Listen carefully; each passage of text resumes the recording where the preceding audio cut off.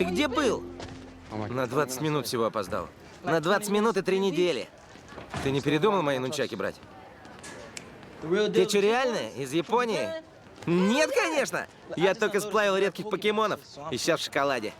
Ну ладно.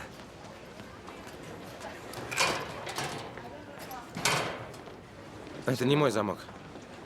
Так, погодь, погодь. Привет. Я тут сэндвичи из Старбакса притащил. В обед поешь со мной? Ладно, Орландо. До обеда. А чего это с ней? Что за... У нее что-то с позвоночником.